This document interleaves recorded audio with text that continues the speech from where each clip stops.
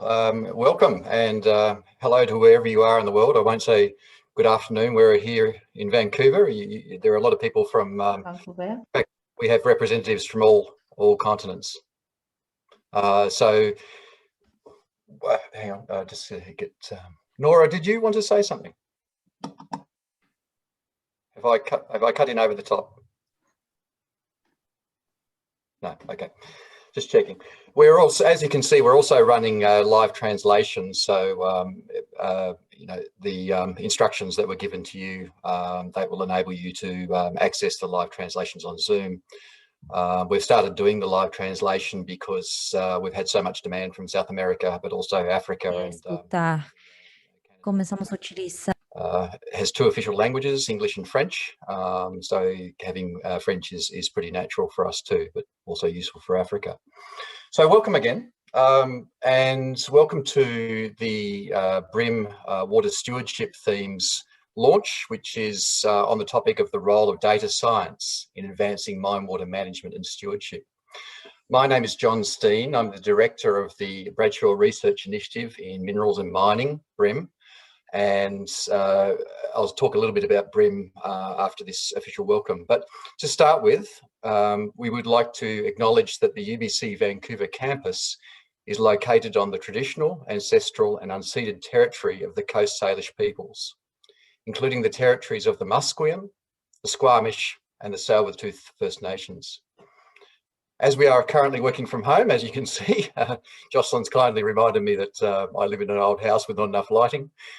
We would also like to acknowledge the land on which each of us is currently located. In my case, that's the traditional territory of the Musqueam people.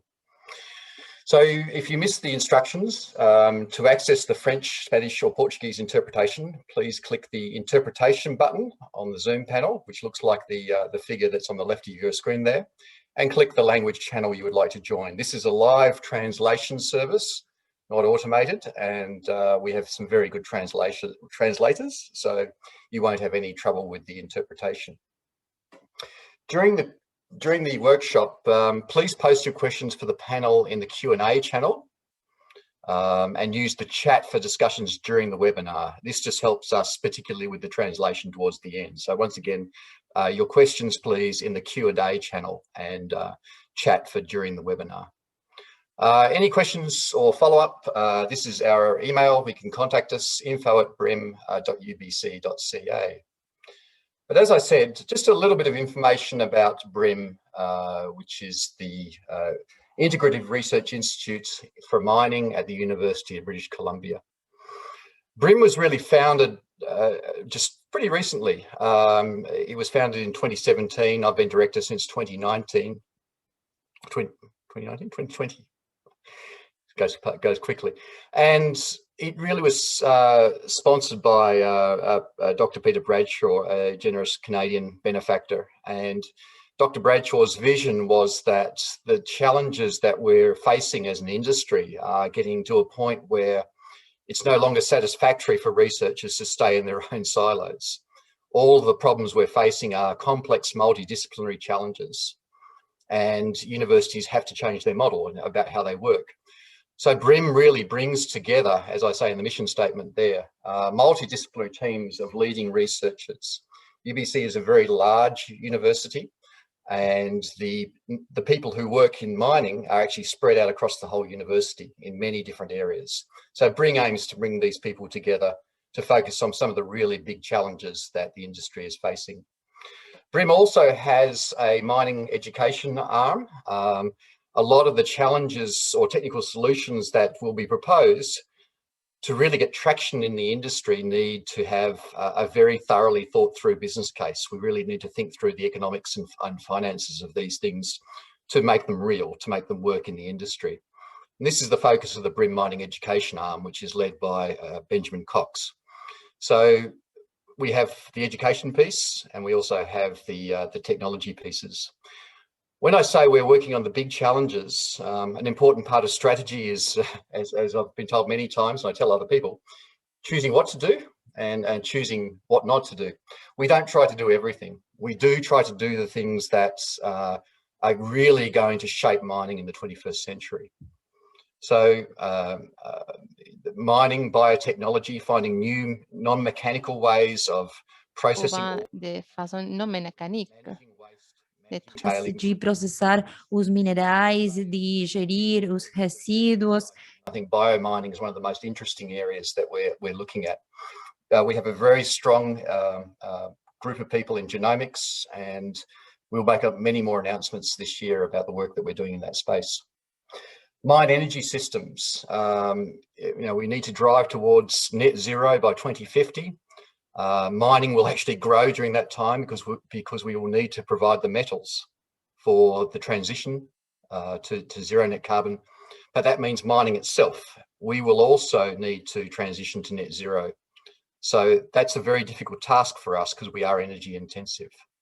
And mine energy systems looks at carbon capture, renewable energy integration, and that's another exciting area. The ore bodies we're looking at will also become harder to discover and more complex. And this is a partnership we have with our sister institute, the MDRU, Mineral Deposit Research Unit at UBC. But today is really a big one. I think we're really just starting to understand how water and water dynamics will create both challenges and opportunities for the industry. I think, as I was reminded in a discussion this morning, a lot of us assume that water is free. It's the least problematic part of what we do. That view is rapidly changing, particularly as we enter into climate change and climate risks. So it's very exciting today to launch this theme. Again, it's multidisciplinary. This one is about this workshop is about data analytics and data science, which is a huge opportunity.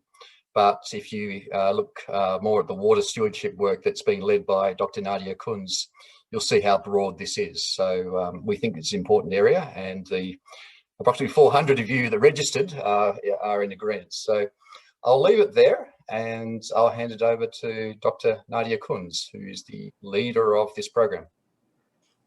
Thanks very much, John, and it's great to have the opportunity to talk with you today. Let me just open my screen so you can all see what I can see. So as John said, my name is Nadja Kunz. I'm a Canada Research Chair in Mine Water Management and Stewardship here at UBC, and really very excited to be sharing with you what we've done so far around the strategic planning activities for BRIMM under the water stewardship theme, and also where we plan to go in future. And before I kick off this talk, I did really want to thank all of the people who have been part of our strategic planning so far. As you'll see from this slide deck, we've had quite a number of conversations over the last 6 months with many of you who've joined us today, and our efforts around refining our research areas wouldn't have been possible without your input. So we really value the collaboration and the partnerships that we've formed with you, and look forward to more of that in future. And just a special thank you in particular to our First Nations participants, from particularly in light of current and also historic wrongs. We really value your integration into this theme, and we would love to continue that partnership with you going forward. So I wanted to just begin by talking a little bit about why water and why now. I think we're all here because we appreciate how important water issues are, but I just wanted to kind of begin by acknowledging how diverse water problems are in many different parts of the world. I think when we think about water issues in the mining sector, it's easy to immediately think about some of the business risks that can arise in relation to flooding or drought, and making sure that there's sufficient water supply to run operations is always an ongoing challenge for mining companies. And while societal and environment risks have always been an important part of the package and parcel of doing mining, these issues are becoming increasingly to the forefront of projects, and sometimes resulting in significant conflicts between companies, communities, rights holders, and other stakeholders of the mining sector. So just to highlight that, when we are thinking about water and mining issues within the BRIMM water theme, we're aiming to be very wholesome and think about what these risks look like, not only from the company perspective, but also what these risks mean for society and the environment. So whether that be around the long-term legacy issues around mine closure, such as acid rock drainage or other water quality challenges, and also the very close relationship between water and tailings, which we've heard loud and strong from our participants in our planning so far. And I think as an industry, the mining sector has really started to also acknowledge the importance of making this shift towards a more externally oriented strategy. You know, when I started my career in this sector going back, you know, 10, 15 years ago, water management was really the kind of the dominant paradigm from a strategy perspective on sites. It was largely the domain of kind of engineering experts, you know, the focus very much on that management piece, understanding business risks. How do we make sure we can manage and secure water supply in order to operate mines without exceeding discharge regulations, and how do we reuse and recycle more water in line with that. But what's happened in recent years is this increasing recognition that a stewardship strategy is really critical for the industry. And I think this is because of those growing expectations among different actors that the industry interfaces with.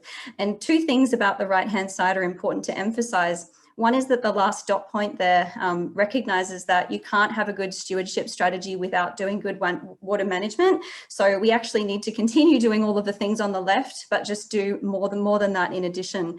And the things towards the top there on the blue are really highlighting that this new paradigm of stewardship is really demanding a very different approach on behalf of mining companies towards more transparency, more accountability, being much more proactive and inclusive in the ways that companies engage. And I think we're seeing these pressures from governments, from investors, from rights holders and communities who want to be part of the input into how mines are operated and led. And so I think, you know, with that in mind, this is really what's driving that need for a stewardship strategy from a company perspective. And so why water at UBC, and why is this an important opportunity for us at the moment? Sorry, I've been warned to speak more slowly. I apologise. So UBC has significant expertise on water, and last year there was a water cluster launched with 12 different people who were part of a steering committee across a range of different faculties on campus. The goal of Future Waters has been much broader than just mining. It's actually been convening faculty across water system design, management, policy and governance in general. What we've been able to do as we've been advancing our planning activities as part of BRIMM has been to really work closely with the Future Waters cluster to establish connections with researchers that may also have an interest in doing research on water and mining, and to refine a new research hub that we can continue to grow and foster going forward. So this is a picture to represent what we've been up to over the past 6 months. We held our first launch event back in December last year, or our first workshop, I should say. And we did that in collaboration with the Future Waters cluster. We had a total of 41 people across academia, and you can see a number of the other groups of actors that we had participate in that workshop. And this was a really valuable way for us to hear what some of the challenges were across different groups of actors, from the company perspective, from governments, and also from First Nations rights holders, and to help us reflect as researchers on how we might be able to contribute towards some of these really pressing knowledge gaps. So just to highlight some of the things that came out from that December workshop, which have informed our planning going forward, we heard a very urgent request around the importance of data sharing and transparency, and also this balance around how much data should be shared, who owns data, was also a really key topic that we heard from you. As we move into our conversation today on data science, we'll be able to explore and talk about some of these topics in a bit more depth, but we certainly appreciate the importance of data sharing as a key topic for the sector. There was discussion around how do you put a dollar value on risk, and how do you really capture what those impacts are on communities and the environment as a result of mining. And so, you know, this is something that we also see as an opportunity for us to think about from a research perspective. We appreciate it's not always possible to measure everything in dollar terms, but what are some of the approaches that we can use to try and resolve this dilemma? There were also a lot of conversation around the importance of building meaningful relationships and engagement. What does engagement look like? What does, who should lead these kinds of efforts at the catchment scale was another question that we spoke about. And as I mentioned earlier, this recurrent theme around the relationship between water and tailings was also a key topic. And we had a lot of participants really eager to speak to us about tailings. So, although these, the way that we manage water does have a lot of implications around potential risks associated with tailings, both in terms of potential failure events, but also in terms of longer term management, and another area that we will be exploring within the BRIMM water theme. This is just to give you a sense of some of the topics that participants told us could benefit from a multi-partner and interdisciplinary problem-solving strategy. So you can see that there's really a range of different topics that were identified by our participants.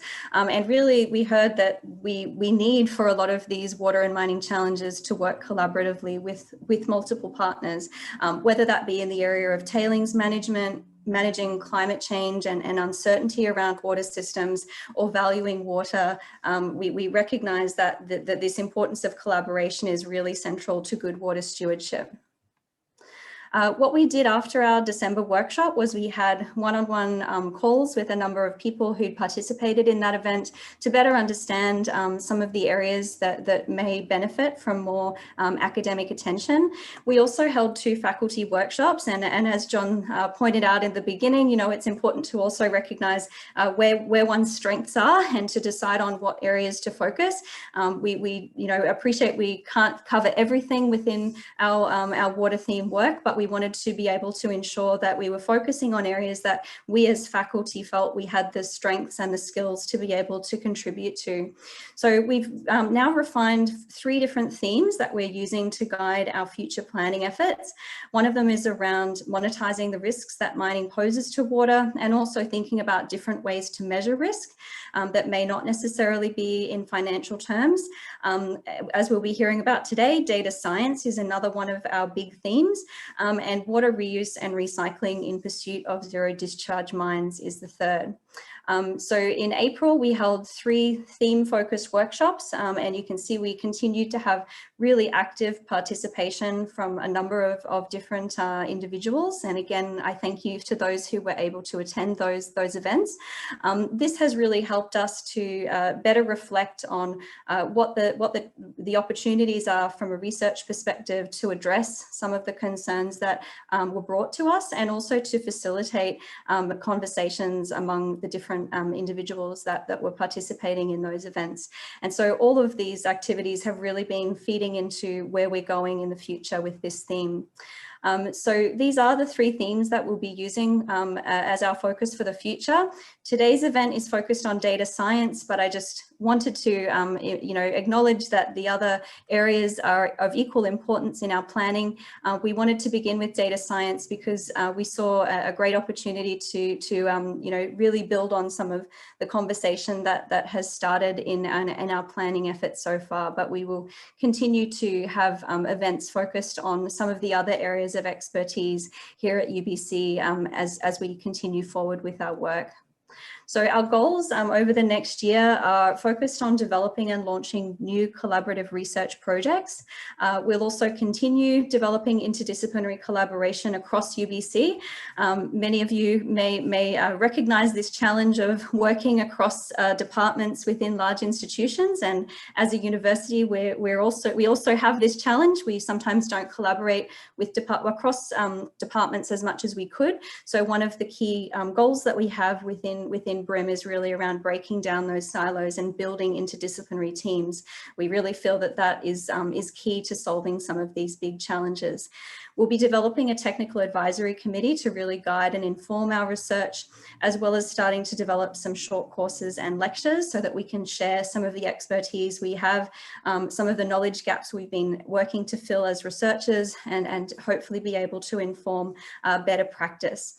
And one of the other things I wanted to mention is, as part of those strategic planning activities, we did have, events where we brought together different groups of individuals. We heard afterwards in our one-on-one calls that a lot of people found those conversations in and of themselves to be very, very important and helpful. So we're also going to be thinking over the next year around how we can continue having those kinds of dialogue events so that we really bring people together to build relationships and identify problems and hopefully resolve some of these challenges towards improving the way that water is managed by the sector. This is just a couple of examples of some current projects that we already have under BRIMM, and certainly we are very eager to develop many more. We already have a lot of other projects as well across our research team, but I just wanted to mention these two which have started recently. For those who are unfamiliar with the Canadian funding environment, there are a lot of excellent co-funding programs for industry or NGO collaboration with research teams. So the MyTax program, for example, provides matching funds for industry or NGO contributions, and this allows us to really develop meaningful research projects without substantial investments. And so we have a project going on right now in partnership with FL Schmidt, which is around quantifying the benefits of investing in new technologies for water and tailings. We believe that it's really important to put together the engineering pieces with economics to show what that business case is for change. And so that's really the key foundation of what that work is about. How much does water really cost? How much does tailings really cost to a company? And very often these costs are underestimated. So our goal is really to try and shift the attention on these issues by illustrating that financial case. A very different project is the one on the right, which I wanted to highlight, that I've just started recently with Ameli and two of his colleagues in the Department of Statistics at UBC and SFU. We received co-funding for this project through UBC's Data Science Institute, which we're also working very hard to develop partnerships with. We have an incredible group of computer scientists at UBC, and we're really very eager to continue developing collaborations with them as we move forward this theme. If you're interested to learn more about research within the broader team that we have here in the Water Stewardship group, we did launch some videos prior to this event today. We have a YouTube channel where you can watch those videos. We're going to show some short snapshots of some of these in the next moment, really just to give you a sense of how diverse our group is. And hopefully going forward, we'll continue to build and have more videos available for you to get a sense of some of the expertise that we have here at UBC. So without further ado, we're now up to our theme launch, which is the very exciting part of our water planning process. And we will also be developing a white paper that we're hoping to launch early in July. So please keep your eyes peeled for that. And without further ado, I'm going to now pass it over to Dana, who I believe is going to play the video for us that has been put together. Thanks very much.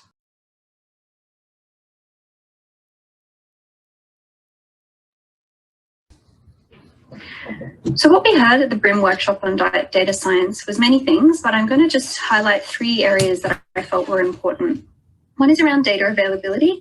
It was recognized that there are ample data in relation to water and mining that we could make better use of. This was particularly the case from the perspective of a processing point of view, where often we have large amounts of data. For environmental data, it's mainly compliance data that's available, and there was a recognition that it may also be advantageous to have more data on environmental data, and that filling some of those data gaps was important.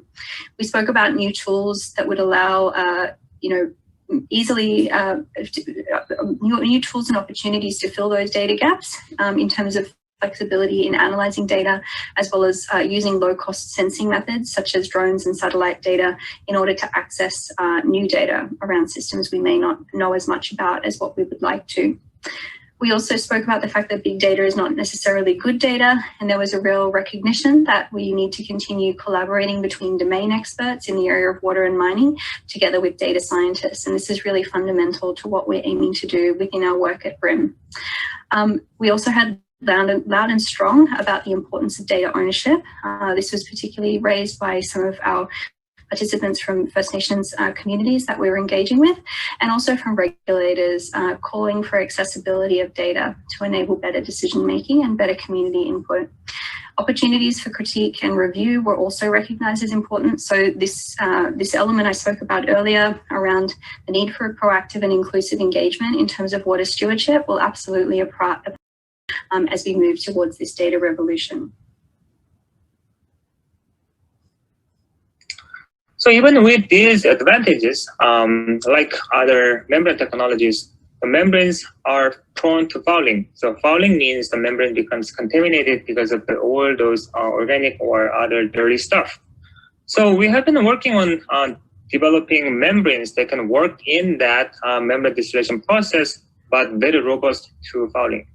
So for example, so we used a conventional hydrophobic membrane that is used in membrane distillation process, and we placed the crude oils as a model foulant.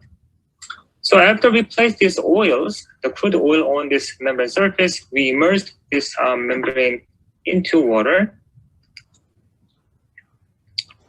And as you can see, this oil just spread and then stick to the membrane surface, which means that this oil basically fouled the membrane. But and on the other hand, this is our membrane that we developed to prevent membrane fouling. So again, we placed the same crude oil on this membrane. We call this membrane Janus membrane, and then we immersed this membrane in the water as well. So as you can see, so these crude oils were immediately detached from this membrane surface, showing very excellent fouling resistance of our developed membrane. So the second example that I want to talk about is copper heap leaching with seawater. The benefits is to avoid concentrate production and save fresh water and reduce tailings production. And our research has shown that using seawater is effective for leaching secondary copper sulfide or chalcocite. And there are still issues need to be investigated, such as the leaching of primary sulfide, chalcopyrite, which is the most abundant copper mineral, and what is the behavior of a diverse range of gangue minerals in seawater, and leaching residue change and the possible environmental impact. And we published a series of articles on this topic. So for instance, I'm in a research forest right now, UBC's research forest out in Maple Ridge. And we've done a lot of work here over the last 25, 30 years, trying to understand how forestry impacts small streams. And so what we've been able to do is to both look at reference streams, and we've had streams where we've left different kinds of buffers, clear cut beyond 10 meters, clear cut beyond 30 meters, sometimes clear cut right to the stream side. And because we know how these systems function, we know how light affects them, how the nutrients affect them, how the organic matter that falls into them affects them, we can then make some predictions about how land use affects these ecosystems, and then experimentally test this in the field. Doing these large-scale experiments in some cases. We've also done experiments where we just use cages and streams. Sometimes we even take animals back to the lab. We have experimental stream channels, which allow us to manipulate a large number of different kinds of things. And all of these have taught us an enormous amount about our freshwaters in British Columbia, which are extrapolatable to many parts of the world and to many other kind of land uses. So in the case of, say, mining, agriculture, urbanization, many of the same principles operate around freshwaters. The things that we change around those freshwaters is a little bit different, but not that much. So we understand through first principles how many of these things work, and that allows us to at least make predictions about how these things might be affected, and we can then go and follow them. And so that's the kind of nature of the research we do. It lines up with all sorts of different kinds of applied applications of freshwater biology. And so thanks for listening.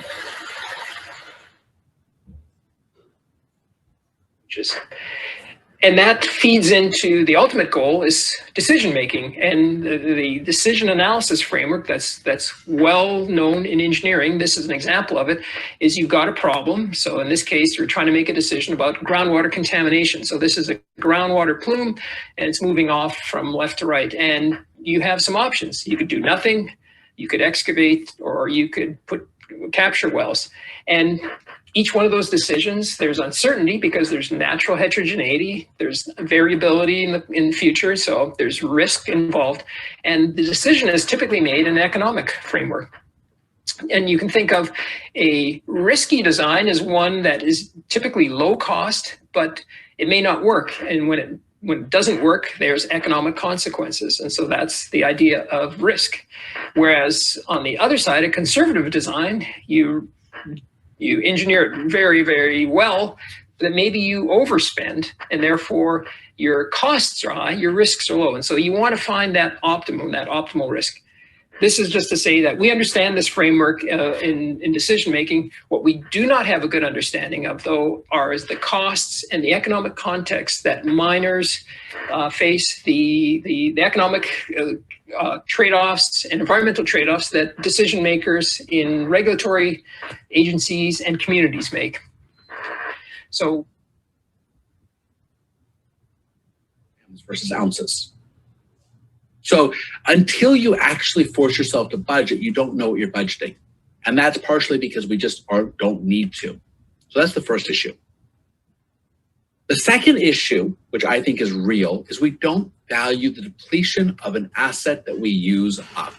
We don't value the negative energy space we create. The negative is every time you put a ton behind a tailings dam, you lose the right to put another ton behind the tailings dam.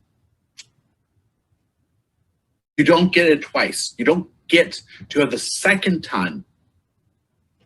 You don't get to replace that ton. That is a volume of space that you're removing the right to use in the future, and we don't value that. We don't value the wealth that that right gives you. Therefore, we don't price it correctly. Why? Because it doesn't show up on a balance sheet. The fact that you have the right to put 2 billion tons behind a tailings dam and each ton can generate $180 million of revenue does not show up on the balance sheet for $0, even though that right gives the company the ability to produce $360 billion of revenue. Now, we got two more things we don't value. We don't value our license to operate. And then finally, mining industry does not value its water because water is free. Things are changing.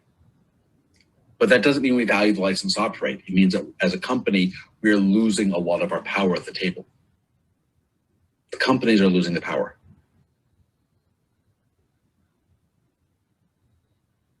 Our goal is to first identify how these 2,000 watersheds store and release water, how they generate a stream flow, and then which is a kind of very novel and state-of-art hydrologic science concept, which we call it, in hydrology, we call it hydrologic functions for those who are familiar with the field of hydrology. So we are using these state-of-art hydrologic science concepts to assign elasticity index or one of these spring to each of these 2,000 watershed. And to do this, we're also using state-of-art data science causal inference tools. So this is the first place that we are using data science tools to kind of learn how different type of data, different type of characteristics of this, for example, this individual watershed, such as its geological data, its geophysical characteristic, its land cover type, and its climatic features, how interactions among all these characteristics can lead to one simple index that tells us how elastic is this catchment or this watershed to the external change or to mining practices. So this is the first place that we are kind of using data science to assign one elasticity index to each catchment. And then once we know the relationship and the interactions among all these different characteristics and the way that they interact together and generate a stream flow, we can extrapolate this knowledge to the entire and North America. So to summarize, the modern machine learning tools allow us to build large-scale nonlinear dynamic models, algorithms for detecting and diagnosing faults, and maintenance-free controllers. However, there are several challenges that need to be overcome before these tools are widely used in the industry. There's a common misconception that big data are also good data. Often, that is not the case. Training deep neural networks is computationally expensive, and they are difficult to use in an online fashion. Moreover, because of the black box nature of these models, it's not yet clear as to how we can guarantee performance or stability of these models. Mathematical analysis is also proving to be very difficult.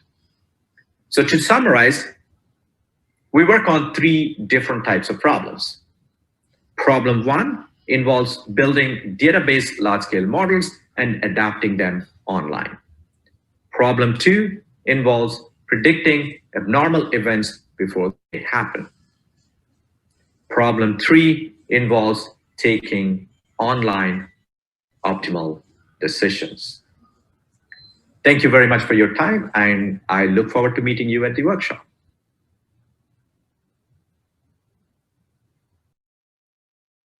Xinjiang is located about 100 kilometers from the proposed site and has a population of about 2,500 people. It was built in an area of the Gobi Desert with no access to potable water. So during the hydrogeological investigation, luck must have been on the side, but they found a potable water source 3 kilometers from the town center.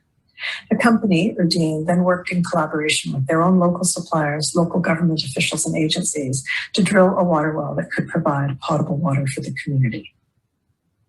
These kinds of examples that I'm talking about, where mining companies and communities collaborate together on shared interests, on common interests to create shared value, are still somewhat rare. But I think, I hope, as these examples have shown, there's room for optimism for the future. The research that I'm looking at is trying to build a model for issue-centered collaboration to create shared value. In the examples I focused on, we're talking about water. And I think that this approach could see mining as a catalyst for sustainable development of resource-rich communities. And in the process, we might end up with both better business and a better world. Thanks very much for your attention on this short presentation. I hope to see you at the BRIMM discussion on June 16th.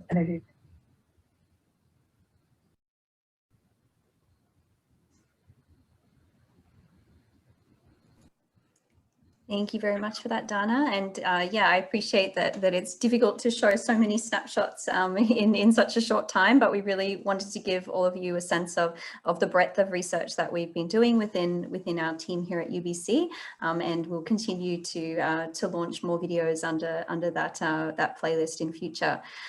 So yeah, I'm now going to move over to our panel discussion. So I'd like to invite our 4 panelists here. We are going to be focusing today on data science for improved water management and stewardship. So just to kind of open up, you know, we really were thinking when we were designing this webinar, you know, what is the right format to use? So we thought that it would be, you know, really meaningful to have more of a panel conversation around a topic in detail, and then to open it up for questions from the audience. So I haven't seen any questions come through yet, so I do encourage you during this panel to please, you know, let us know what things you'd like to cover in that Q&A session, whether they're relating to data science or more broadly around the water stewardship work within BRIMM. We're very happy to address questions on both of those things. We do also have some other members of our cluster here on the call as well, as so if there are things that you're interested in outside of data science, you're also very welcome to ask those questions during the Q&A. So without further ado, I'm going to introduce our 4 panelists to you now. Unfortunately, Bhushan has been unable to join us today. So in his place, we have John Steen, who you already met earlier, who's our director of BRIMM. We have Wenying Liu from Materials Engineering, so Associate Professor Wenying Liu. Ali Ameli from Earth and Ocean Sciences, and Jocelyn Fraser, who is with Norman B. Keebles Institute of Mining Engineering. To get us started, I wanted to just, briefly summarize what our goals are of this panel. We're really aiming to give you as participants a better understanding of what we see as some of the opportunities with data, and how illustrate through some examples in our work so far, how improved analysis of data can lead to better decisions. We're going to explore some of the hurdles and the barriers associated with increased utilization of data for decision making, and also to debate some of the emerging challenges around data sharing, data security, and transparency. Excuse me. There we go. All right, so let me just kick it off by asking a question first to John. John, AI is going to increase the value of automation for the sector, but it will also automate many decisions on the mine site. So how will this change the mine of the future, and what will be the role of the people who are responsible for water management? And I apologize to the translators, I will try to slow down. Go ahead, John. Thanks, Nadja. Yeah, I mean, it's really, there's different ways you can think about how data analytics will change mining. But one of the things that we can think about is, how's it going to change the way we think about water, particularly strategically? So some of the work that you've done, Nadja, over the last several years really shows and highlights the way that the responsibility for water management at a mine site really gets lost. It gets cut off into silos, and it tends to be at a very functional level. So at the level of the mine manager, or even above that, at the level of the company, the corporate level, there's really virtually or very little understanding of what the real situation is with water management. So I think there's going to be two things that's going to happen with the value of data science. One of those things is that it increases the value of information. So at the moment we collect information largely because it comes about because with other processes. When we monitor things, when we monitor processes, information comes out of that, and it's not always the right information. It's not always the best information. So a lot of people talk about with their data science projects. With their data science projects, that there's a lot of information that just isn't compatible with each other. So that's a major problem. As we get to do more things that are more valuable with data analytics, we'll start to invest more directly in data science, in the data. We'll start to get data that's more fit for purpose.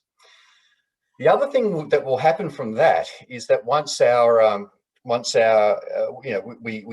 models start working, a lot of the decisions, the routine decisions, become automated.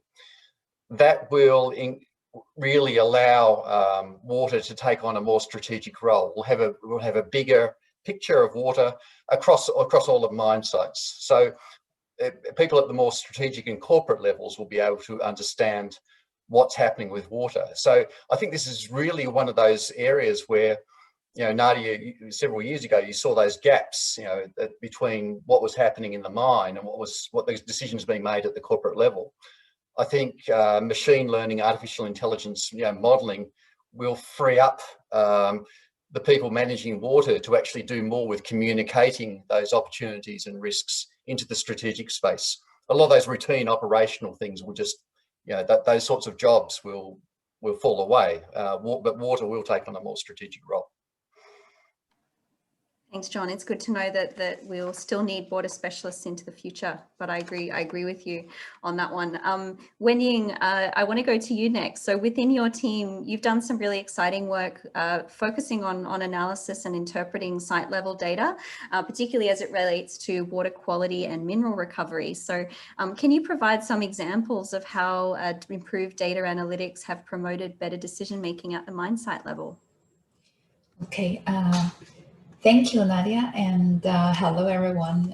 Thank you for joining us today. My name is Wenying Liu. I'm an associate professor at Materials Engineering at UBC in Canada. So my research focus on developing sustainable hydrometallurgical technologies for metal extraction and also managing the long-term environmental impact of contaminant release from mine waste rock piles. So I study water quality both from a production and an environmental perspective. For production, I study how water reuse, recycling could impact water quality and production performance, such as mineral recovery and grade in frost flotation. And from an environmental perspective, I study how climate change and implementation of, for example, source control strategies, the long-term drainage quality from mine waste rock piles. So for both cases, Nadja, to answer your question, how data will lead to a better decision making. I think for both cases, good quality data are key inputs to sound and wise water management. And I just use one of my research area as an example. Take waste rock drainage management as an example. Reliable data are essential to answering key questions on what would be the water management measures, such as source control, water management, and how long these management measures need to be in place, and will be the long-term impact of climate change on drainage quality and local water resources. To answer this question depends on the availability of reliable good quality data. I guess the key point that I want to emphasize here is more good quality data. And the other point is, we recognize the power of data, and domain knowledge is always essential, if not more important, in the application of data analytics to assisting in decision making. I guess a simple way to put this would be an algorithm in machine learning wouldn't be a solution to all problems. I guess I would give my reflection or my comments on what would be good quality data related to my research later in the discussion, if we come to that point to discuss this. Thank you, Nadja. Great, thanks, Wenying. And Ali, I wonder if we can go to you next, if you can introduce yourself and your work. And your team focuses on deriving scientific information from the data that's required for water management and stewardship. So what is the benefit of this approach over directly running black box machine learning tools, Ali? Yeah, thank you, Nadja. Hello, everyone. I'm Ali Ameli from Department of Earth, Ocean, and Atmospheric Sciences. A very good question, Nadja. And I think I better to kind of exemplify some real world experience that we all have these days during pandemic. So yesterday, in front of my actually apartment, I saw a box from a company called I think Hello Fresh or something. I'm not advertising for them. So they are, it's a German company that bring different pieces of meals, everything that you need for a specific food, So it operates in Canada, US, UK, and probably anywhere else. And there might be similar company in other countries. So it brings every pieces of specific food that you are interested in. And yeah, so this is, everything is in a package. So that package has one essential part, and that is the guideline on how we have to mix all these things together, how we have to stir fry, for how long we have to stir fry, for example, meat with spice. So when mix this and that, when do this and that. So all instructions are there. So with this kind of example that we may probably all of us experience that during pandemic, So personally, I can't go beyond omelette, but so if I'm gonna make something beyond omelette, so I need perfect in structure in addition to all the ingredients. So machine learning without domain knowledge, without process understanding, without process knowledge is kind of like a HelloFresh kit without instruction. So you can take that all ingredients and mix it in a way that you like, but you can end up with 1 million different food and not that specific food that was meant to, you know, initially by the company or by the perfect chef that, I don't know, Gordon Ramsay, you know, so it's not the one that was expected to be, you know. So this is the behavior of black box tools, including like LSTM, including neural network. So they try to learn from data the processes, but there is no guarantee for that. There is no guarantee that they can understand the perfect instructions for making a specific food. In hydrology, we have more than one food to predict. We have daily stream flow data. We have daily water quality data in the stream, in the lake that we are going to predict. So we have thousands of predictions, not just one specific food. And if we don't have instruction, if we don't know how components of watershed interact together, in which way, in which scientific way they interact together, we end up with very uncertain predictions. So this is the same for water quality. And when it comes to land cover change, such as mining or such as forestry, that actually John Richardson mentioned, but the focus is on mining.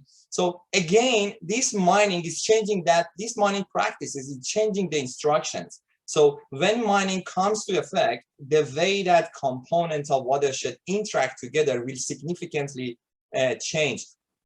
So, and that's very important, actually part of inclusion of mining within the context of data science. So we can have again data of all aspects of watershed and mining practices, and we can train neural network models and all like a heavy computationally expensive machine learning model with mining data, the location, how they impact water quality, how they impacted stream flow and everything.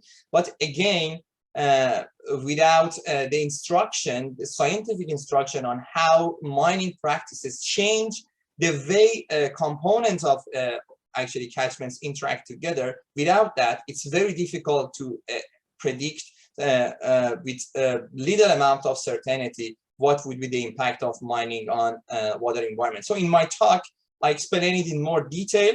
In the video that showed, I talk about 2,000 watershed, but I was showing one watershed. So there are so many slides before that. This is the way that we use data science. So we first learn how our watershed, how components of watershed interact together to generate a stream flow, to create water quality at a specific concentration. You know, we first learn that science, and then we use that science within like a machine learning tools, such as like a LSTM, such as neural network, to improve them, you know, to make them more scientific, to kind of physically inform them about a specific like a state variable that we are interested in, a stream flow, water quality, and so on and so forth. Yeah, I would be happy to take your question during the Q&A session. Thanks, Ali. That was a nice analogy. I really appreciated that summary.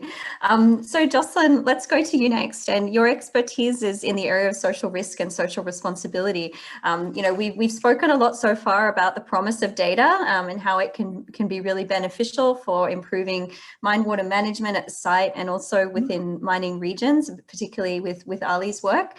But I'm curious about your impressions so far, and in particular, what do you see as the role of improved data measurement and analysis for resolving the concerns that communities and rights holders may have?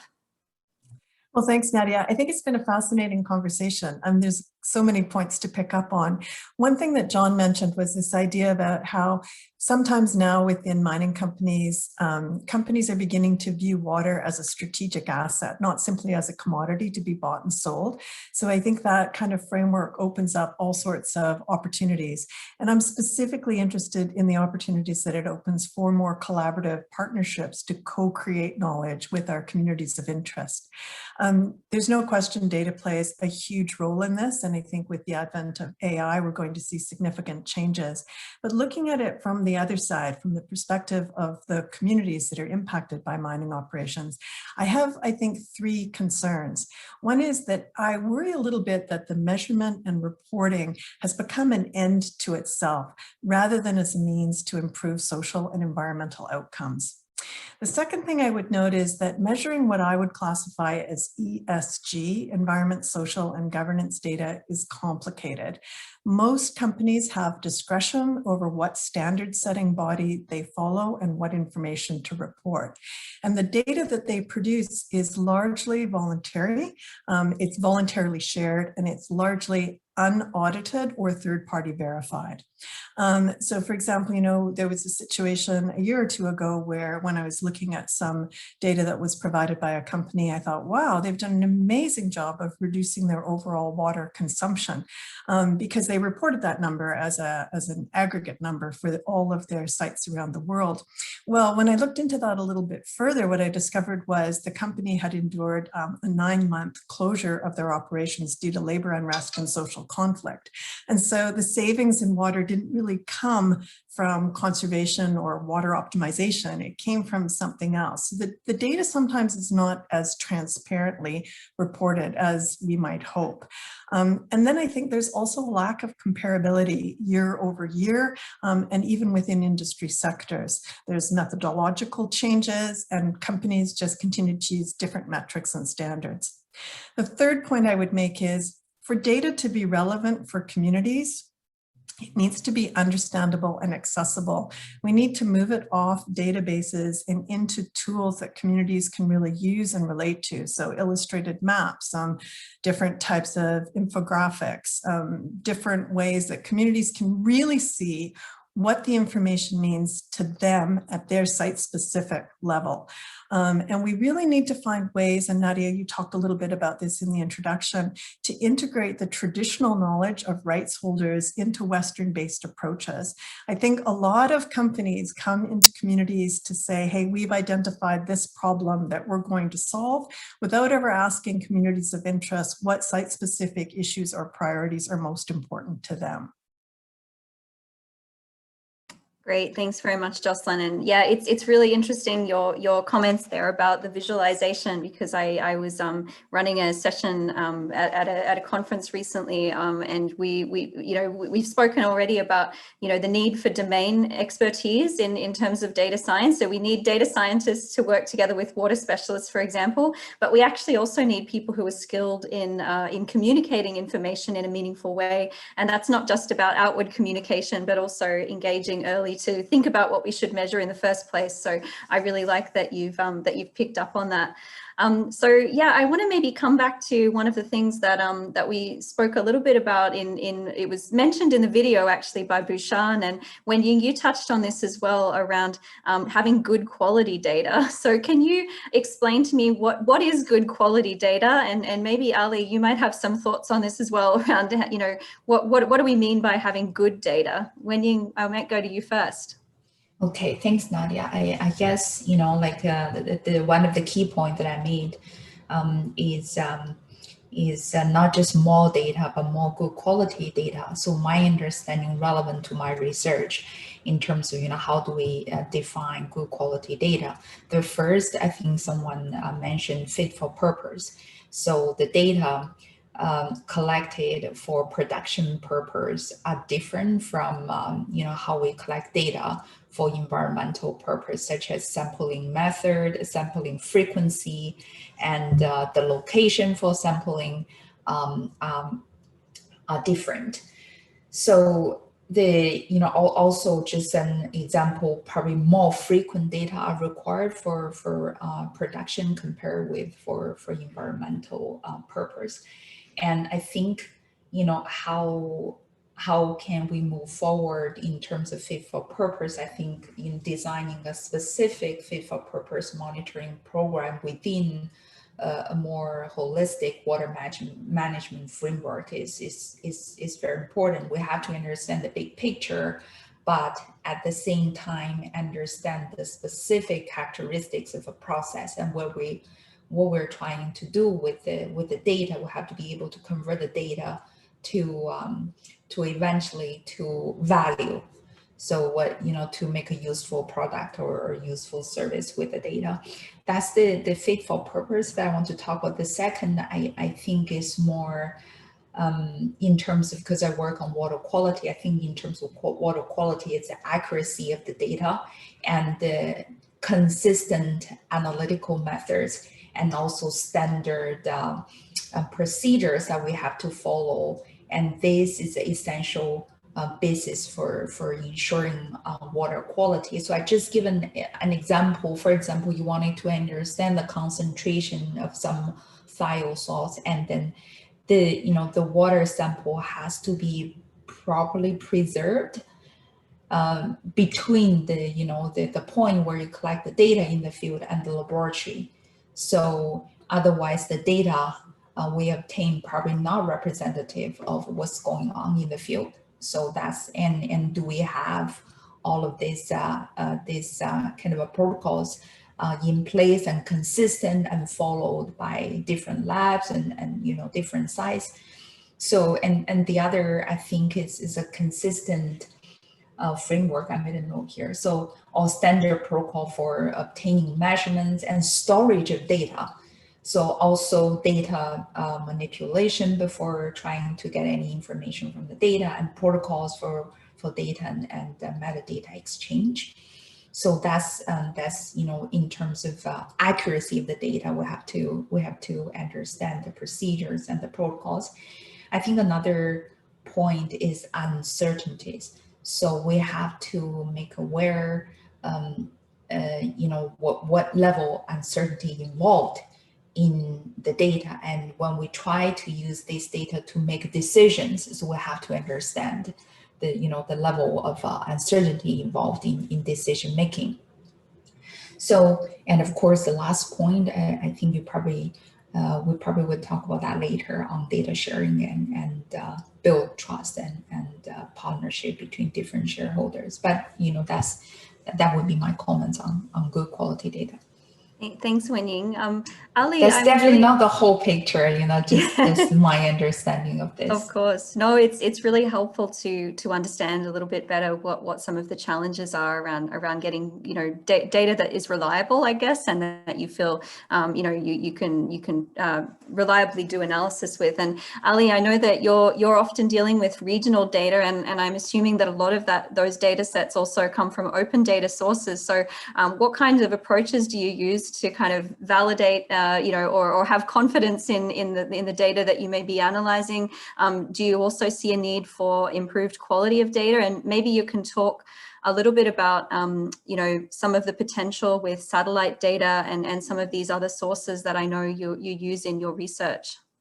Yeah, that's a good question. So first of all, good food requires good ingredients, so that's why good quality data is important. And the problem of in the era of machine learning, so most of recent machine learning models actually have difficulties in working with uncertain input data, because when the input data becomes uncertain, it's very difficult to understand and to learn the real process and the real instructions that components of watersheds should interact together. So this is one of the most important issue of uncertainty that Wenying also mentioned. Uncertainty in input data impacts uncertainty in learning from data, learning processes and science from data. And what we can do, so there are different ways, certainly. Once it comes to regional scale work, as you mentioned, Nadja, so like a point scale observation in like a few sites may not represent the entire system, the entire watershed. For example, if like 10 soil samples cannot say anything about soil permeability for the entire like 40 kilometers square or 40,000 kilometers square watershed. So there are alternatives such as satellite data. So some sort of surrogate data that we call them. So we can learn the behavior of, for example, soil permeability, the behavior of transpiration of vegetation, forestry practices, forest transpiration from satellite data in a very good accuracy now. And the good thing about satellite data is they are available, some of the data globally, and I think most of the data related to watersheds are now available at the scale of North America. So there are several benefits. And one other way that's kind of my current research is that kind of to use input data in a way that we cancel out uncertainty of different data. So for example, we can have soil, we can have rainfall, all these things can get into the model, machine learning model, data science model, actually alone as single inputs. They can we can put them as single inputs to the model, or we can kind of combine and merge them in scientific way, and in the way that they in reality they interact, and generate some indices that combine, or composite indices that include all of these different data that might impact a given processes.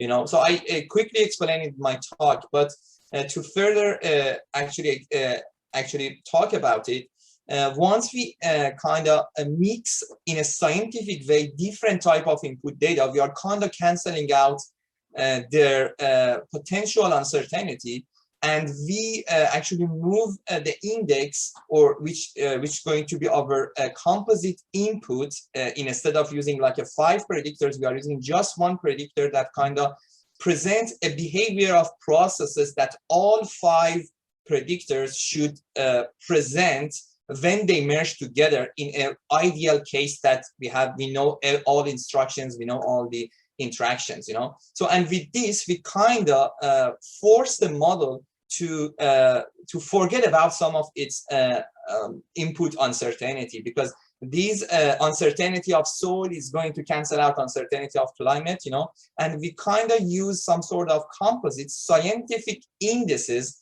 that includes 5 or 6 predictors instead of 6 or 5 or 6 individual predictors, and with this we kind of significantly reducing uncertainty and generalizability of our model using surrogate input data, which develop based on science, not just using single input features. Not sure if I answered your question completely.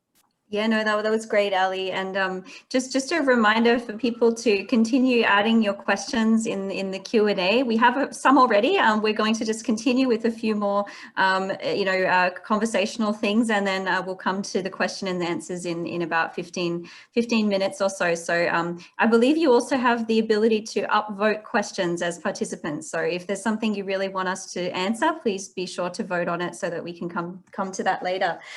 John, I actually have a question for you, which I may be going back a few steps, because we've talked a lot about data analysis and having good quality data, but I'm going to ask a really basic question, which is, why is data, what is the opportunity that with data that suddenly happened? What I mean by that is we've always had data, one of my first jobs was working in process control, we were dealing with data then. What's shifted over the last 10, 15 years that's led to such a big emphasis on data?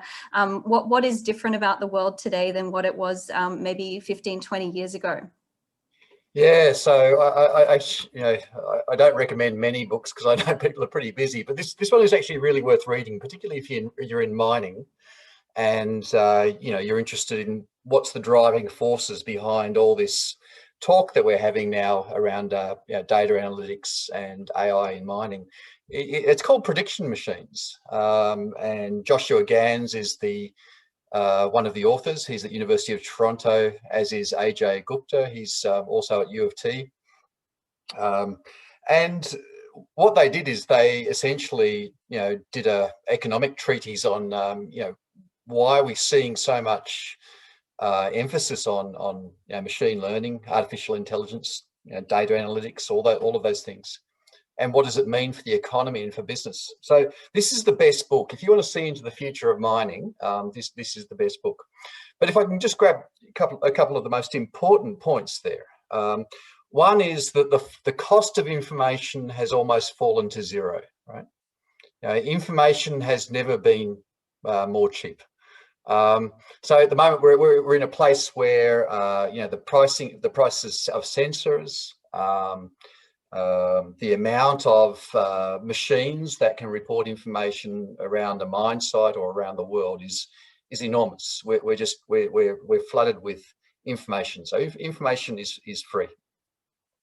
That's one thing.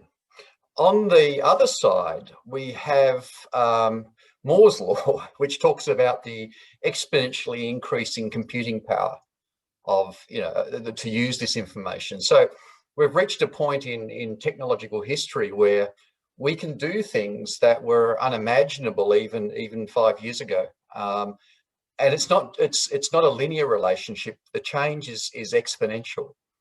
You can't look back 5 years and say, okay, well, in 5 years, it'll be like the last 5 years. No, the change that we saw in the last 5 years will happen in 1 year. So all of these things that we're seeing in modeling and managing data and managing mine sites, looking forward at risks, predictive modeling, just increasing the safety, increasing the productivity, all of those things are going to happen more quickly. And the problem for mining is that the rate of change inside the industry is slower than outside the industry. So there's a few people on the call here who have, I just looked down the list, there's a very nice business in actually being a translator, bringing things from outside of mining in the science of data analytics and bringing it into mining, because that's where we need the translation, because mining is changing faster than it was, but the world outside is just increasing in speed all the time. So I see a few people who are in that area, yeah, and they're very, very busy people. But for us as researchers, it's exciting because we, for those of us in the mining field, we collaborate with people like Ali, Bushan, Raymond Ng, and the Data Science Institute. And it's just mind-boggling the opportunities that are open to us to explore mining research questions and mining problems in different ways. Yeah, absolutely, John. Thank you. I think I definitely agree with you. I think it's really valuable to be learning from learning from data science, but also learning from other sectors about how they might have already been applying data analysis, data analytics, etc., into other fields. So I think there's another value of collaboration. And I can see that some really great questions coming through on the chat. One thing I actually was wanting to ask this question already, and it's touched upon with some of these questions here, which is coming back to this question of like data sharing and data ownership. And in our world of open and free information, and sometimes not open information, data can also be a source of power, and who gets access over what data can sometimes be a point of contention. So we heard in some of our workshops during the planning events for our BRIMM water theme, a really clear request from regulators, and also some of our First Nations rights holders around having data that was accessible and open. And certainly as academics, we also love to have data that's freely available for us to do research projects with. So I wonder if we can shift a little bit to this question of accessibility of data. And I know I said I'd get to the questions in 5 or 10 minutes, but some of the things that have come through on the chat are things like, is the data easily accessible from companies, and also around, for data that is not obtainable from open sources, how do we as academics and scientists overcome reluctance to share that data? So I wonder, Jocelyn, I might go to you first on this one, just to share your reflections around, why is data transparency important, and what are some of the I suppose the risks of being too guarded with data as well as the opportunities associated with that? Well, I think in a way I'm going to loop back to a couple of things that Wenying said, and it's this question about what constitutes good data. And I think a big problem that we see in the transference of knowledge between the data that companies collect and the data that they share with communities is a lack of trust. I think mining companies generally don't trust their communities of interest to be able to understand complex data, and that I think can be a mistake. communities are very heterogeneous, and we often see significant areas of expertise in the most unlikely places. So making the assumption that data can't be understood is problematic. But the second part of that is communities of interest frequently don't trust mining companies and the data that they're sharing. So when we start talking about what constitutes good data, how do we share it? How do we store it? How do we protect it? It brings me back to this idea about the importance of co-creation and collaboration to identify the priorities. Wenying also talked about the different types of data that are so important within operations. And I think companies have a great sightline on that. They sometimes don't have as good a sightline on what data is of significance or importance to communities. You know, a couple of years ago, we ran a research project where we were curious about what sorts of reporting protocols do communities attach the most credibility and significance to. And we went through all of the, you know, vast array of voluntary codes of conduct, reporting protocols, and standards. And surprisingly, when we did a workshop with community leaders from Latin American countries, many of them were like, what is GRI? What's SASB? What's CDP? These kinds of things that companies attach a lot of importance to for the data that they do share and report on actually don't carry a lot of authenticity or significance for communities. So bridging that divide, I think, is really important and will really enable us to build more trust that the data that's being generated is helpful, reliable, and useful. And then I think that opens the door to these bigger questions about how do we store it, who has rights of ownership over it. You know, in many communities, Indigenous nations have a great wealth of knowledge. They're not necessarily going to want to share that with a mining project if they don't want that project on their traditional territories. So the social dimensions of these questions of data, I think, are extremely important. Thanks very much, Jocelyn. Wenying, I'd love to hear your thoughts on this question as well, because you know, you've certainly been you know, analysing sometimes site level data, and you know, what are your thoughts on data sharing? Yes, and I think this part I will be able to focus on you know, the long-term water quality data from mine waste rock pile. So we definitely, in our, you know, in the course of our research, we definitely encounter a lot of challenges associated with accessing the data. And first is difficult to find where the data are and, you know, who to contact to get the data.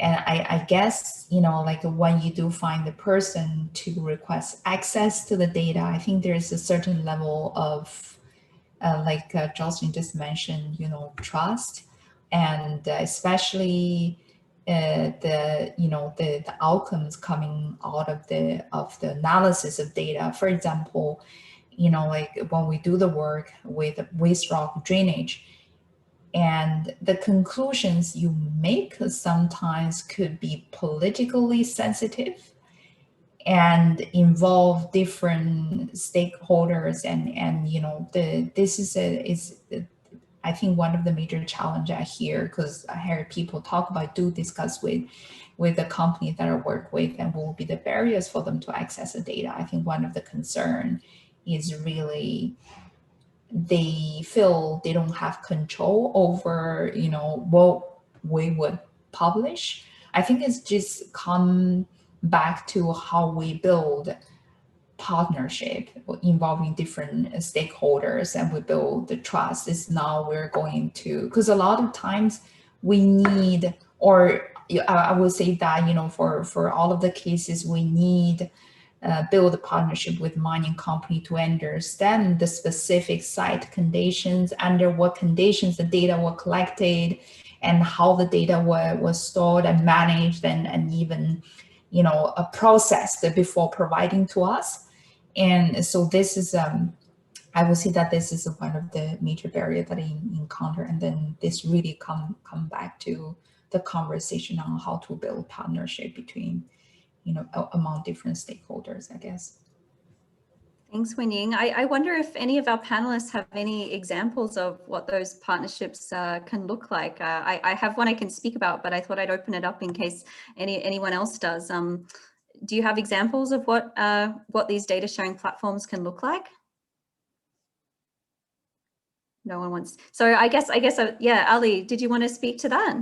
Yeah, it's not an exact example. I think something that's been conducted recently in the field of hydrology and climatology is that there are some sort of organization who are compiling a different type of data. So for a watershed, for example, only a stream flow data doesn't work at all, you know. So if we collect data, even if we share that, so it's just one component of the entire watershed, but in an integrated world that we have these days, everything related to everything, you know. So we cannot evaluate, for example, the impact of mining or use data in data science like a platform without compiling a different type of data and generating databases. And what these organizations are doing, for example, one of them is NCAR in US, that's kind of assimilated and compile a wide range of climatic, hydro, land cover change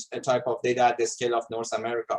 So what they are doing, they also have some sort of standard, something that Wenning actually mentioned. So to kind of calibrate different sources of data. So well, there are certainly different standards in measurements, in the type of activities that conducted in different places. But once this organization put everything together, they can calibrate for all these uncertainty.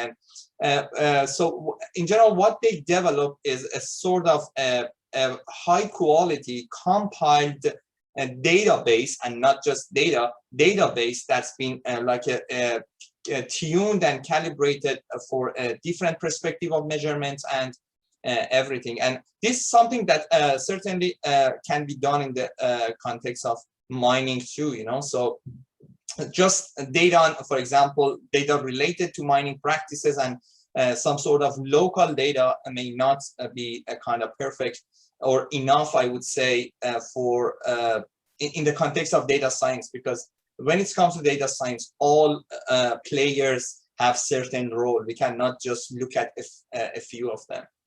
John, you have a question?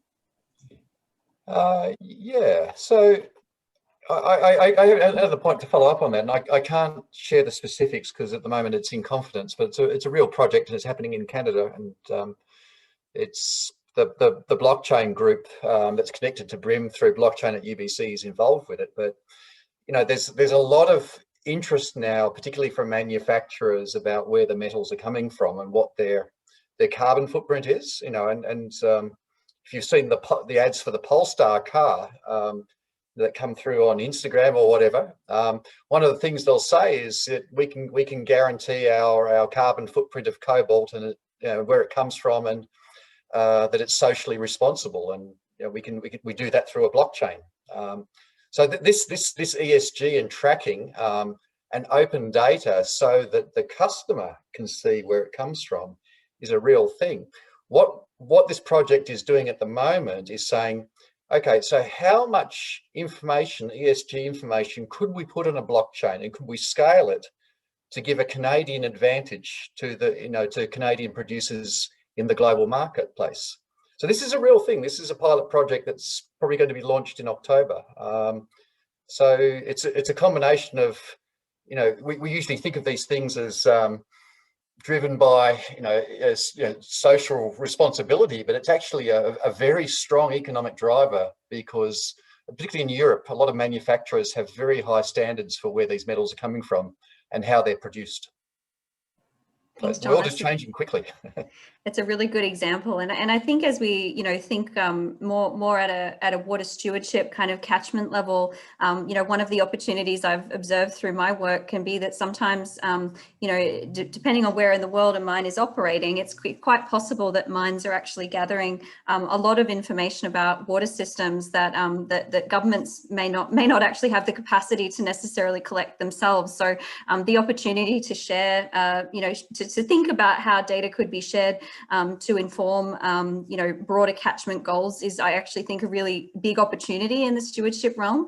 And just, you know, one example as well of kind of platforms that that I've seen, there's also in Australia, there's a Fitzroy Partnership for River Health, where they're bringing together, you know, different data collected by various organizations within the basin to better understand the overall basin health. And that's kind of private data, government data, community data. How do we integrate community monitoring data into understanding regional systems? I think these are all really great opportunities for future work, as well as we consider, you know, the importance of catchment scale data sharing. Ali, did you want to add on to that? I can see you've come off mute.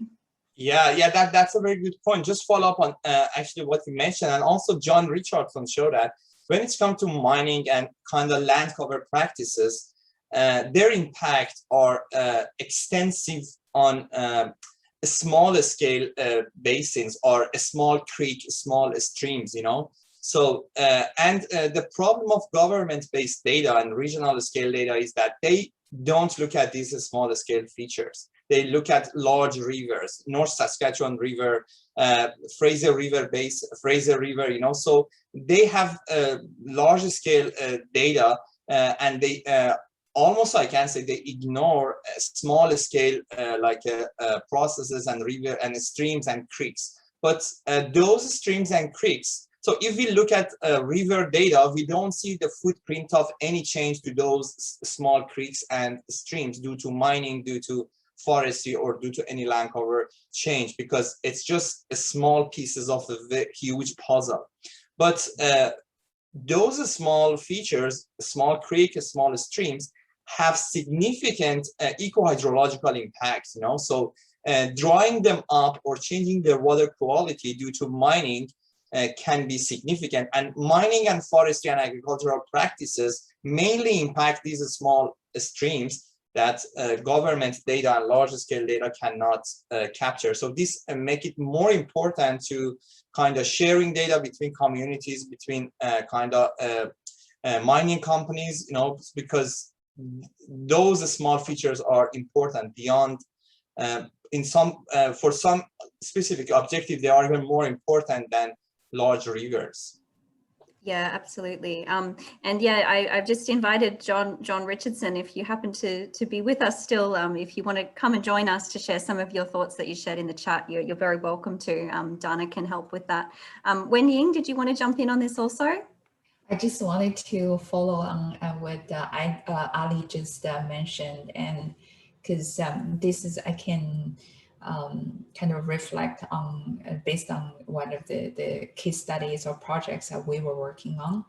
And what happens is really the waste rock drainage is discharged to a local very small creek, and those creeks are the input to large water, the river system. So if you go to, for example, Environmental Canada, you probably only find data on the large river in terms of water quality and water quantity, the flow monitoring, but there's no information on the, you know, the small, much smaller scale creeks monitoring, and which is critical to understand what's going on in the large scale river. And so that's, I guess that, but you know, the water quality in that small creeks also depends on, you know, another level information on site, for example, mineralogy, the mining method, and how they build the waste rock piles, and how they monitor, and what kind of data were collected with the, you know, for the waste rock piles. So that level of information are very site specific and requires, you know, as back to the same point, the partnership, it requires site people to understand the story behind each data point. So that's, you know, that's, I'm just as a follow-up on what Ali just mentioned, is exactly what we experience when we try to understand these environmental issues with waste rock pile. Okay, thanks, Wenying. We've got John who's just joined us, and I want to get to Jocelyn after John. So we've got lots of people to speak, which is wonderful. But John, you'd written some comments in the chat to us, so I wondered if you wanted to pick up on that around your experiences with kind of data reliability, I guess, and collection and storage. Yeah, I'll keep this brief because I know there are a lot of other people out there. And I've been enjoying listening to the discussion today. So let me preface it by saying, those of you who are as old as I am may recognize that back in the old days, we used to keep field notes, and people would fill up pages and pages of field notes about what they saw, what they did, and how they collected their data. That's something that has really gone by the wayside. Some of you might know there's a biologist who worked in California, and he was so accurate 120 years ago that he described every single tree, and people could go back to that same tree and measure how much it had grown in 100 years. And anyway, we don't have that capacity anymore. So we're missing that kind of documentation. And the comment that I made in the chat was more that we have access to lots of data, but what we don't have access to is what happens to that data. So how were the sites chosen, the documentation around data cleaning. We often look at data and say, oh, well, these are clearly artifacts, so they're outliers and we need to clean the data. A lot of the documentation that's going to be critical to us going forward and looking backwards in 20 or 50 years is really dependent on that documentation of how the data were collected, how sites were chosen, procedures, and how the data are dealt with. And we don't really have a great mechanism for capturing that. I know lots of other people are thinking about these kinds of things, but it's just something that I see regularly in data sets. It's really hard to go backwards. And of course, people retire after 30 years. And even if they do have the data and files in the filing cabinets, they probably don't remember what they did either. So, we have these kind of shifting baselines because of the quality of data or the quality of the documentation of data. And that's really all I wanted to say, is that we really need to think about how do we archive data in a way that future generations can actually take advantage of it. We need to be thinking about that documentation and what happens to data in the various steps before we use it. And I'll stop there. Thanks for Thank you, John. It's really great insights, and I agree with you completely about just having good practices around how we're documenting is crucially important. Jocelyn, did you want to jump into this conversation as well? Well, I just wanted to share a bit of an example, and it's I think it's on ice monitoring of water, and as we start looking at water stewardship as opposed to just water management. So at the Raglan mine here in northern Canada, they've put together a really interesting participatory monitoring program around ice management. And so they work with, I think it's 7 Nunavut communities. They work with the regional Kativik government, a research institution, and then a couple of provincial ministries out of the province of Quebec, as well as the Nunavut government. And they do a number of different things, but when we talk about data, they have a number of cameras that are in place that they monitor the ice thickness level, and it provides a really valuable community service because then people can see if the ice is safe to travel on, which is an important part of transportation in the north. The pictures are uploaded to a satellite and then they're downloaded to a website, so that the information is very readily accessible. It's real-time data, it's collaboratively collected with community members, and it addresses an area that's of interest from the mine's perspective in terms of being able to access ports to get their concentrate out, and then to communities who use that ice flow. So I think that's an interesting example of a collaborative partnership to create data that's really relevant, and then to share it in a way that's accessible. And the website statistics show that it's used by scientists, community members, mining company personnel, regulators, and a whole host of other people. So just one practical example to share. Thanks, Jocelyn. It's really good to have those examples. Now I'm going to go to, there's a lot of questions here in the chat, and some of them are quite specific, but I'm going to do my best to bring them into the conversation. One of them is around, tools or techniques that can be used to analyze data from open and different sources. So I wonder, I guess I'm just wondering, maybe this is one for you, Ali, to talk about, if you're dealing, I guess often open data is probably very large data sets. Maybe you can talk a little bit to that.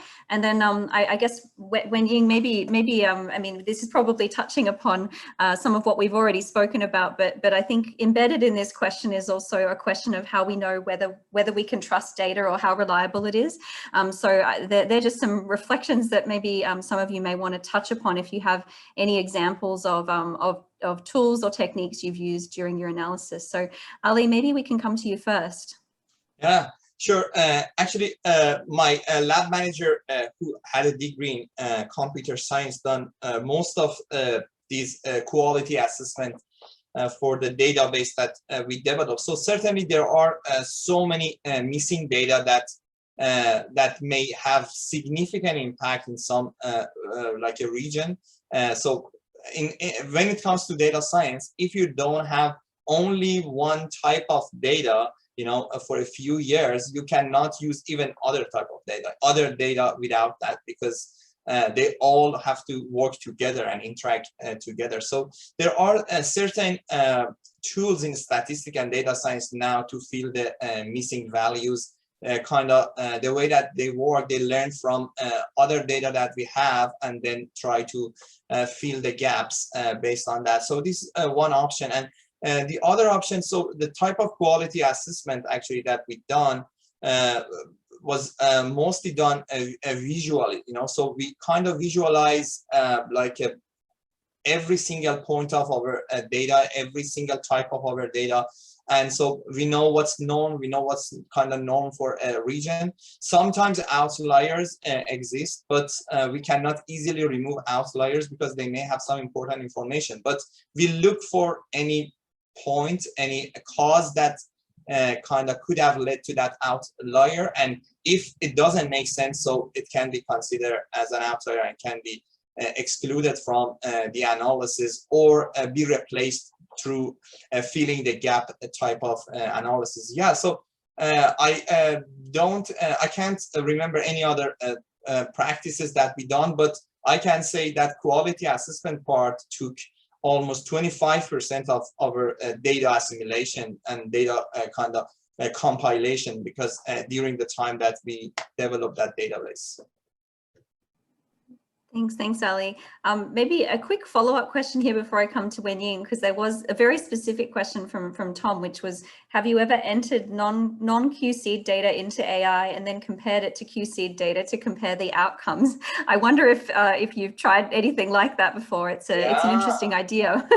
Yeah, that's a good point. So depends on the length of data. So if you have 10 data and one of them is not QC'd, so it's problematic. But if you have like 100 years daily time series of a stream flow and I don't know, 10 years of that in total in different years, 10 years of data kind of are missing or not a number, or the data that doesn't make sense. So yeah, it may not have any impact. One other thing that we typically do for these cases is some sort of using some sort of threshold. So when we are using a stream flow data, so we are interested in annual behavior. If in a given year we have like a 355 or 350 days data without any continuous missing data, if we have, I mean, those like 10-15 days have been spread kind of randomly, so we can just use simple fill the gap tool and use the total data. Or if the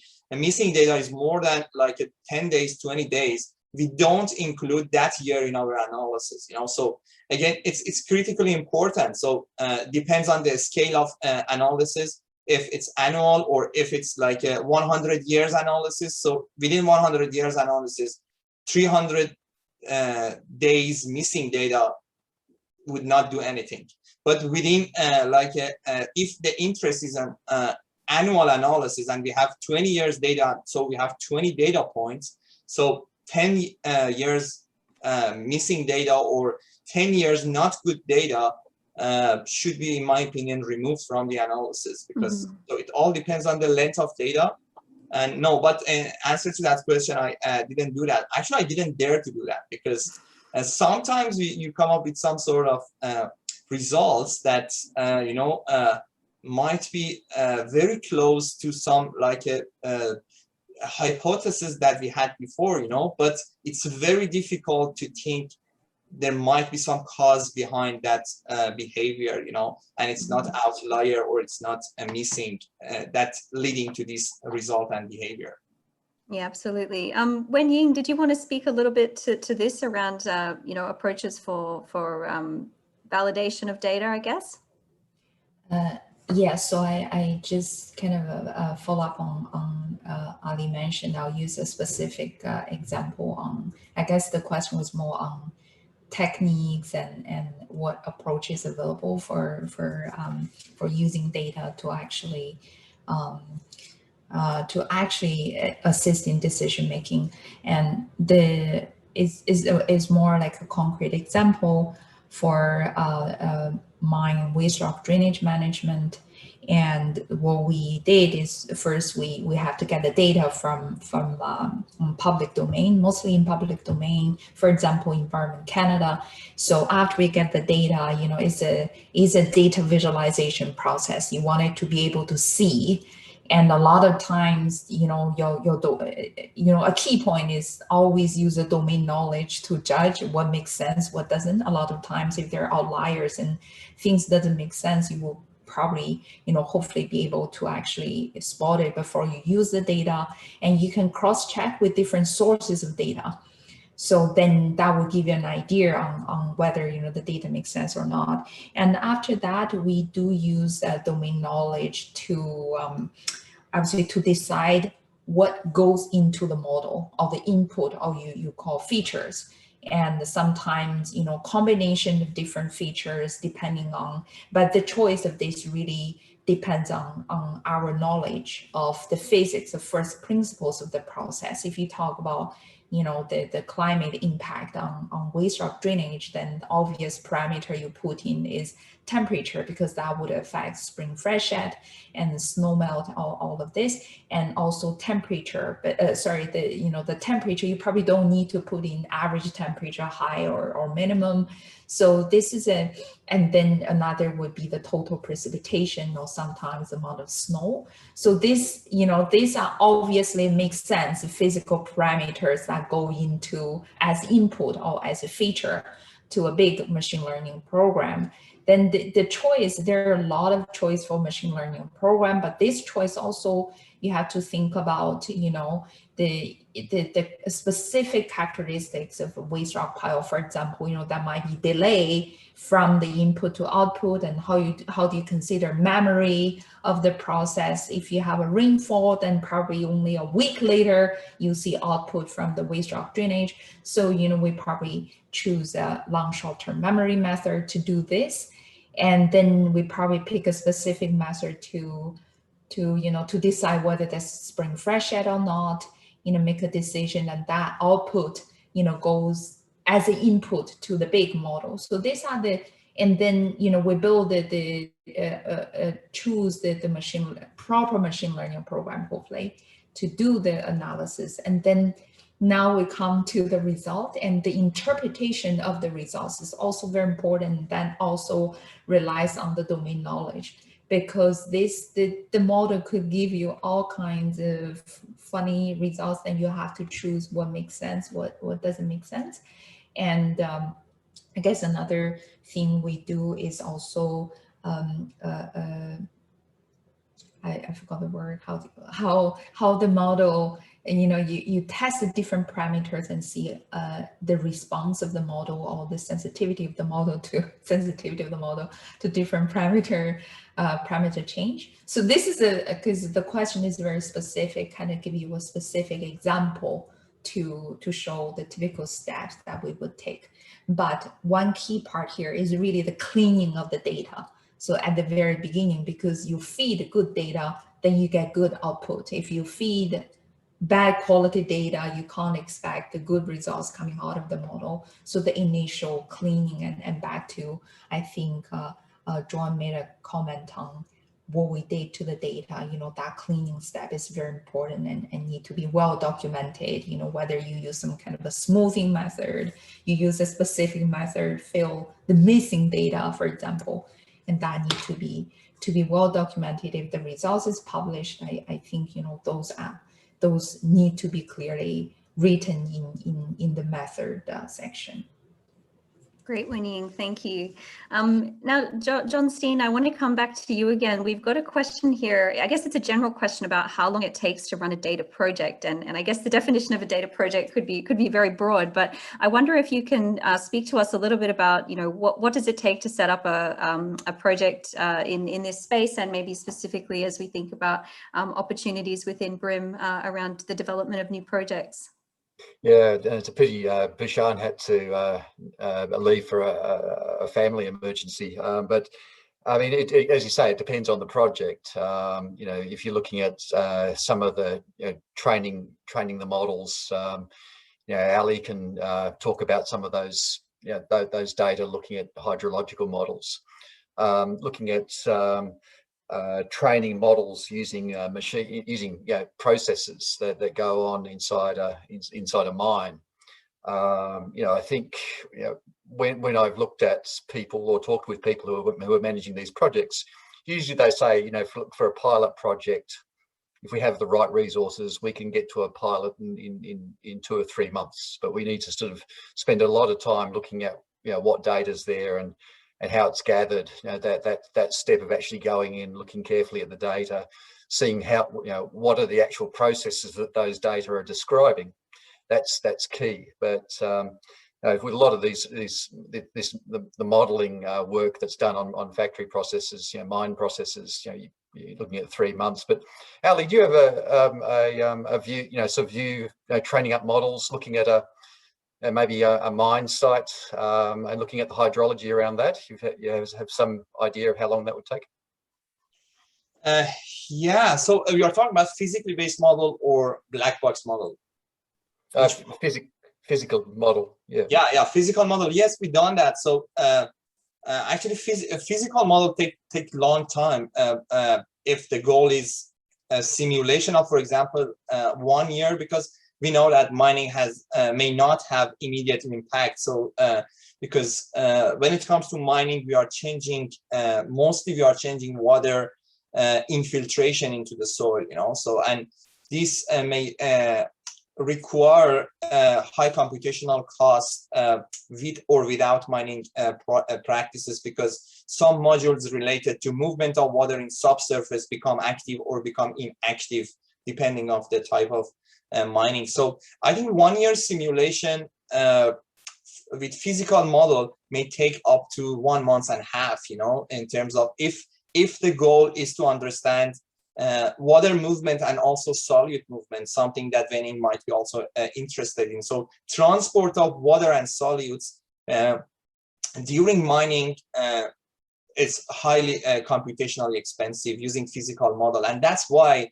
we are trying to replace these models with kind of black box model, but physics informed black box model, you know, something that at least have those physical processes that we are interested in. And we know the model should respect that, you know, based on our understanding of the site, based on our understanding of how different features interact together.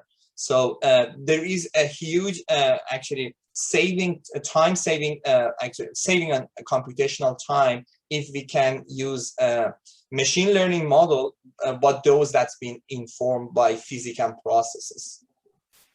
Yeah, so really it's you know, it's interesting, Ali, because you know, the sort of the time frame for training the model is about the same as what I've experienced with mine sites, looking at processes, you know, relating to mineral production. So it's very interesting. I think you know, these are the sorts of projects that are ideal for a MITAX support. You know, do a pilot study, and you know, the very generous Canadian government will pay for half, which is something we certainly don't see in Australia. So there's certainly very you know, good entry points to start working on these problems. Thanks, John. Now I've got probably a couple questions left in the chat here, which I think I'm going to broadly group them into 2 questions, and I think they're both probably, I'll start with Jocelyn on them. So they go a little bit broader to some of you know, outside, I guess they are about data, but they're a bit broader questions. So the first one is just around current research on incorporating Indigenous knowledge and data into kind of mine permitting or regulatory processes in general. And you did speak a little bit about this, Jocelyn, in some of your opening remarks. And I wonder if you can return to what's happening in terms of the importance of incorporating Indigenous knowledge and what you're seeing as evolving in this space. Yeah, it's a great question. I think we're starting to see a lot more interest in it, both on the part of researchers and on the part of regulators. So, for example, there's been some interesting work done around participatory monitoring, especially in Latin American countries, looking particularly at how you incorporate Indigenous knowledge in the design and execution of participatory monitoring programs. So how the data, what sorts of things should be collected, how it's analyzed. So there's some good work there, and I can certainly put a study in the chat box that I think has some interesting case studies about how participatory monitoring can be designed. In different regions of the world, of course, you know, the use of the term Indigenous and the ability to incorporate Indigenous knowledge has a lot of variability. In places like Mongolia, and Nadja, you would know this from the work you led with the IFC around the voluntary code of practice.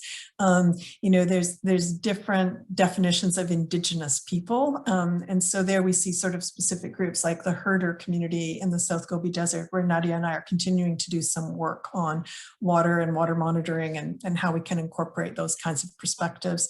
And then I also think we're seeing some good leadership on the part of regulators in some jurisdictions, especially around mines that are going in for re-permitting on, you know, either expansion or changes to their operations, where Indigenous communities have a specific ability now for a comment period that's defined where they can raise their concerns. And those concerns are not only submitted to the regulators require the proponent to address those in a way that meets the expectations of Indigenous communities. I think it's a fascinating area for future research, though. And to John's point, you know, maybe there are some of the Canadian government funding mechanisms that would be useful to explore for this, because I think there's a wealth of really fascinating work to do there. John, did you want to add to that? Yeah, so the Indigenous knowledge, I think, you know, in our research design, we're really starting to understand and value this you know, deep understanding of, you know, the First Nations have of the land, of the water, you know, what's changing. John Richardson said, look, you know, back in the olden days, I'm left-handed, so I always failed these classes on note-taking because I couldn't read my own writing. But in the old days, people were taught to observe very closely what was going on. And as John says, you know, a lot of this contextual information has been lost. And really, you know, it's First Nations groups who have a very close understanding of what's changing in their land. And they'll, you know, so for an example, with a project we're looking at, which is looking for microbes that have evolved interesting tricks to process metals. We're talking to an Indigenous group, a First Nations group, which say, look, you're saying this, look, you should look over here because this is a mine from 100 years ago, and there's some really interesting changes that have happened in the last few years. They can tell us where to look because they've got that observation.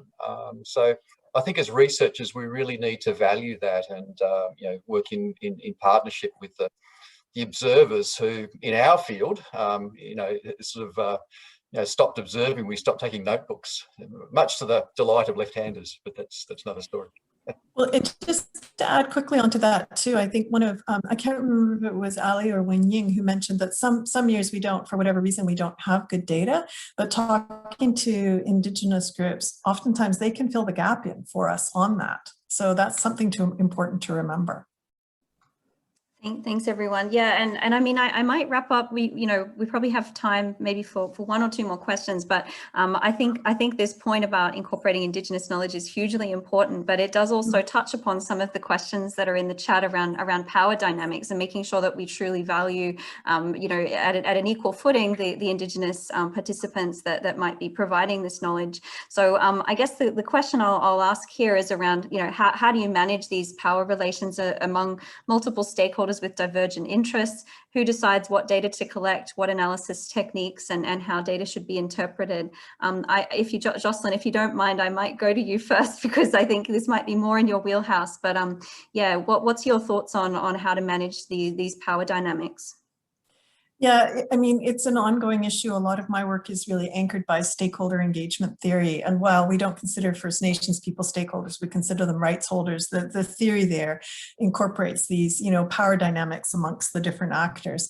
I think the key to this then is to design the research from the get-go, co-create it. So collaborate with your partners initially to sort of set out the parameters of the research, the questions that we're looking to answer, and how we're going to use the data that we collect. If our partners are involved from the get-go, it really helps to level out some of the power dynamics, especially to address concerns. And we touched on this topic of trust, right? If there's a lack of trust, then there's always going to be questions and uncertainty around the data. So, the good data will not be recognized in that way. So we have to address not just the power, but also the trust issues. And co-creation, the ability to collaborate and work together on a common problem, is a really fantastic way to begin to build trust. It's a slow process, but the end is very worth it.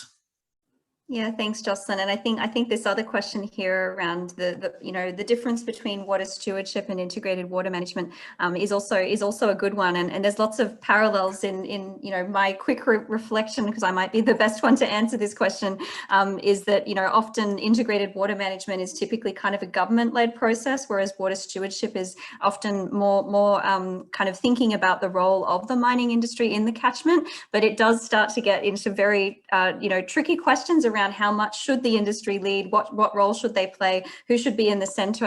So it talks, it does the questions that certainly have come up in the academic literature on water stewardship. And I know something, I know that it's also something that companies struggle with as well, being it's a challenging situation to be a leader in catchment processes, nor do I think they should be leading those processes. So Jocelyn, I don't know if you wanted to quickly reflect on that as well. Yeah, just one other point, and I think you touched on it, Nadja, is this idea about defining early in the process the roles and responsibilities. Oftentimes companies are the funders, and sometimes there can be a sense, oh, well, we're providing the money, so therefore, we have more power or control. So defining the roles and responsibilities on these collaborative partnerships and allow each party to play to their strengths, acknowledging that the different strengths are important in different ways, and that simply by providing money or a specific area of expertise, it doesn't make you a better partner than someone who's providing another area of expertise. Thanks, Jocelyn. And yeah, we are kind of getting very close to time. There's a couple questions left here, but I might, Wenying and Ali, I think you're both best positioned to respond to them. So maybe if you can do that by chat, that would be great, because I do want to hand back to John to do a final wrap up before we close out. Were there any final remarks from anyone that you wanted to share before I hand back to John? Okay. All right, we might go to you then, John, to close us off for this session. And we're always very keen to stay in touch with all of you. If you have other questions that come up after this session, please feel welcome to reach out. And if you've missed any of this session, it will be recorded and shared online, so you can always come and watch us later on if you wish. So John, back to you. Thanks very much. Thank you, all of our panelists as well. Yes, indeed. Thank you to Jocelyn, to Wenying, to Ali as well, and I know Bashan would have really liked to have been here, but unfortunately he's detained. And of course, Nadja, excellent work on the moderation. Very pleased always to have you around. One person said to me a long time ago, look, if you want to do well, get smarter, younger people around you. Usually those things are correlated. So I'm certainly surrounded by very smart people, and it's a real pleasure in my role to work with probably about 30 people across BRIMM these days, with the expertise that they have. So yes, this brings us to the end. Thank you all for coming along. This is the launch of our water program with BRIMM. The water program will continue and it will grow. We are very interested in long-term collaborative partnerships with government, with the industry. You can see what we do, we can see what we're interested in, and we're very much about co-creating solutions and insights. So please get in touch with us, info@brimm.ubc.ca. We're all on LinkedIn. Connect with us on LinkedIn. BRIMM is also on LinkedIn, and it's on social media. So thank you again. We look forward to connecting with you, and we hope you will follow us as we go on this very interesting journey, which will hopefully track alongside the transformation of the industry and how it uses, looks after water and transitions to a sustainable footing through the next few decades. Thank you very much. Have a good afternoon.